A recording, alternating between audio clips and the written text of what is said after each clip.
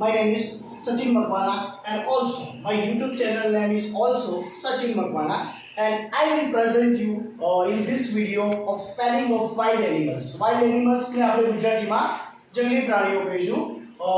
In another videos in the spelling series, I will presented the fruit spelling and also bird spelling. હું આના પહેલાના વિડિયોમાં પક્ષીઓના spelling અને fruits એટલે ફળોના spelling બી present કરી ચૂક્યો છું. મેં તમને કહ્યું હતું એ પ્રમાણે હું તમારી સમક્ષ નવા નવા વિડીયો લઈને આવીશ. તો આજે હું વાઇલ્ડ એનિમલ એટલે જંગલી પ્રાણીઓમાં સ્પેલિંગ લઈને આવી રહ્યો છું. જંગલી પ્રાણીઓમાં તમારે પહેલા વાઇલ્ડ એનિમલનો સ્પેલિંગ આવડવો જરૂરી છે, બરાબર? તો પહેલા લખીશું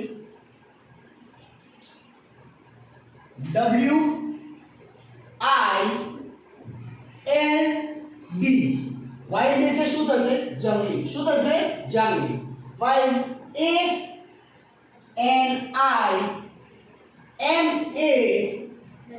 ANIMALS. WILD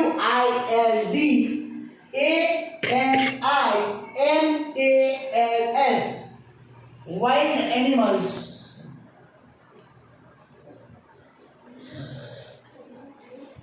એટલે શું થશે?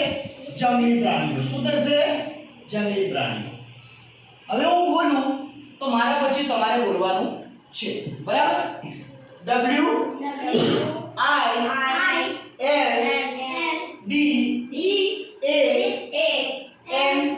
હું બોલીને પછી બોલું, બરાબર? નહીં તો પછી અવાજમાં પછી રૂમ કાઢશે તો પછી નહીં એટલે અવાજ ક્લિયર નહીં આવે.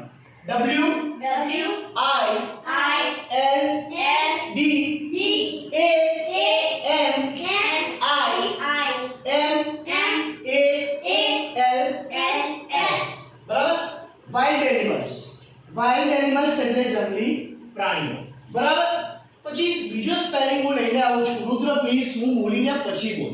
આગળ બોલો છો તો મને ડિસ્ટર્બન્સ થાય છે, બરાબર? અને ચલો બીજો, ચલો in wild animals first animals with lion. ચલો આપણે લાયનનો સ્પેલિંગ લઈએ છીએ. સિંહ જે આપણે જંગલ, the king of the jungle, જંગલનો રાજા કહીએ છીએ. તો વાઇલ્ડ એનિમલનું શરૂઆત ત્યાંથી જ કહીએ છીએ, બરાબર? તો LION. લાયનનો સ્પેલિંગ તો બધાને આવડતો જ હોય છે. Lion, LION. લાયન એટલે શું છે? સિંહ. શું કહેવાય છે? લાયન એટલે સિંહ, બરાબર? હવે તમે મારી સાથે બોલી શકો છો. LION. લાયન. લાયન એટલે શું થશે? સિંહ, બરાબર? ચાલો ત્રીજો spelling. It is the national animal of our country, beautiful country, India. આપણા દેશનું રાષ્ટ્રીય પ્રાણી કયું છે? કોણ બોલશે? કોઈને ખબર છે? શું છે? બોલો. ના, પ્રાણી, પક્ષી નહીં, પ્રાણી કહું છું. કયું છે?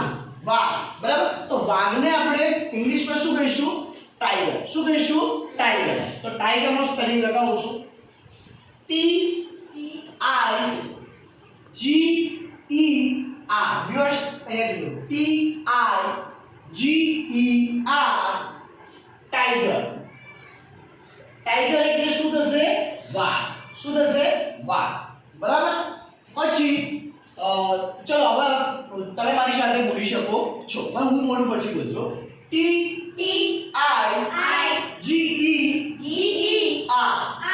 ટાઈગર એટલે શું થશે? વાઘ. શું થશે? વાઘ, બરાબર? પછી લેપર્ડ. લેપર્ડ એટલે શું થશે? દીપડો. હું લેપર્ડનો સ્પેલિંગ લેવા જઈ રહ્યો છું. LEOPARD.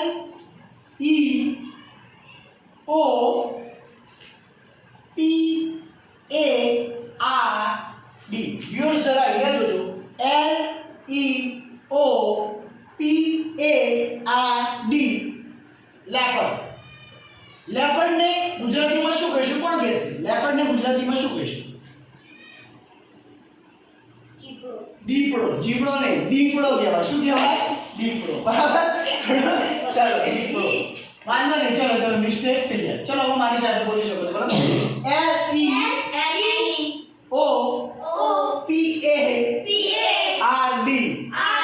લેપર્ડ એટલે શું થશે? દીપડો. ભાઈ મારા ક્લાસનો વિદ્યાર્થી જીબડો બોલ્યો એટલે હું કન્ફ્યુઝ થઈ ગયો કે જીબડો નવું પ્રાણી આવ્યું શું ભાઈ. ચલો હું ચીતાનો સ્પેલિંગ લઈ લઉં છું બરાબર. CHEETAH બરાબર.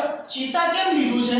કારણ કે આ કહેવાય છે કે આપણે બિલાડીઓની પ્રજાતિમાં આ જે મેઇન આ ચાર અને આ જો ઘણા લોકોને દીપડામાં અને ચિત્તામાં ફરક ખબર પડતો હોતો નથી, પણ દીપડો અલગ છે અને ચિત્તો અલગ છે. તમે એને યુઝ્યુઅલી તમે એકદમ નજીકથી જોશો ને તો તમે જોજો કે જે ચિત્તા હશે ને એના પગ થોડા લાંબા હશે અને પતલા હશે, અને જે દીપડો હશે ને એ કદમાં થોડો ઠીંગડો દેખાતો હશે અને ભારે હશે બરાબર.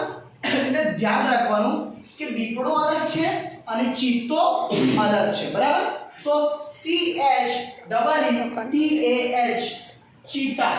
ચલો ચીતાને આપણે ગુજરાતીમાં શું કહીએ છીએ? ચીતાને ગુજરાતીમાં શું કહીએ છીએ? ચિત્તો. ચિત્તાને ગુજરાતીમાં શું કહીએ છીએ? ચિત્તો બરાબર. પછી 1 2 3 4 ચલો છઠ્ઠું જંગલી પ્રાણી આપણે કયું લઈએ છીએ? બોલો જંગલી પ્રાણી છઠ્ઠું કયું લઈએ? બોલો. ચલો હાથી લઈ લઈએ. ચલો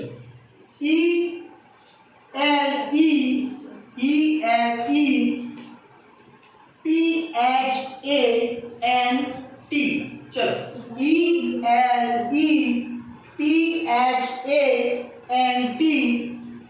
એલિફન્ટ. એલિફન્ટ એટલે શું થશે? હાથી. શું થશે? હાથી. હવે મારી સમક્ષ બોલજો તમે. ELEPHANT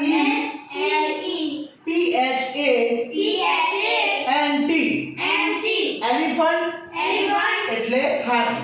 હાથી બરાબર. હું 6 એ 6 સ્પેલિંગ હું બોલી જાઉં છું એકવાર, મારી જોડે તમારે બોલવાનું છે. હું બોલું એટલે તમારે બોલવાનું છે બરાબર. WILDANIMALS.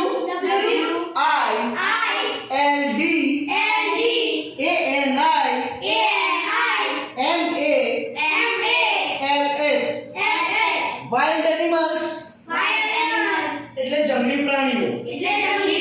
શું જંગલી પ્રાણીઓને આપણે ઘરમાં રાખી શકાય? ના. આ પ્રાણીઓને ઘરમાં રાખીએ તો પહેલું આપણને જ ખાઈ જાય બરાબર. પછી LION.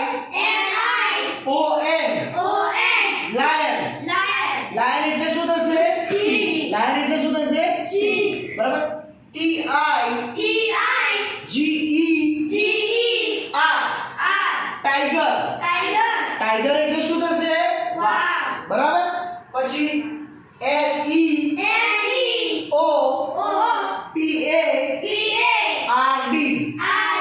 લેપર્ડ. લેપર્ડ એટલે શું થશે?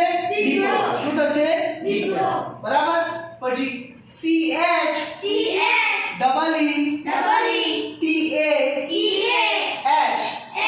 ચીતા. ચીતા એટલે શું થશે? ચીતો. ચીતો શું થશે? આપણે ગુજરાતીમાં ચીતો કહીએ, ચીતા નથી કહેતા. ચલો ELEPHANT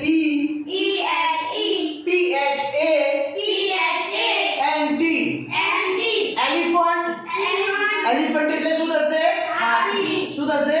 હાથી. તો જો વ્યુઅર્સ તમારે પણ આ 6 બરાબર ઝૂમ ઇન ઝૂમ આઉટ કરી એકવાર જરા અહીંયા ફોકસ કરી દેજો બરાબર. 6 એ 6 સ્પેલિંગ એ લોકોને ક્લિયર દેખાવા જોઈએ બરાબર. તો તમારે પણ શું કરવાનું છે વ્યુઅર્સ? આજે જ આ સ્પેલિંગને 5 વાર લખી દેવાના છે. 5 વાર લખીને પણ મોઢે ન થાય તો 10 વાર લખી દેવાના છે.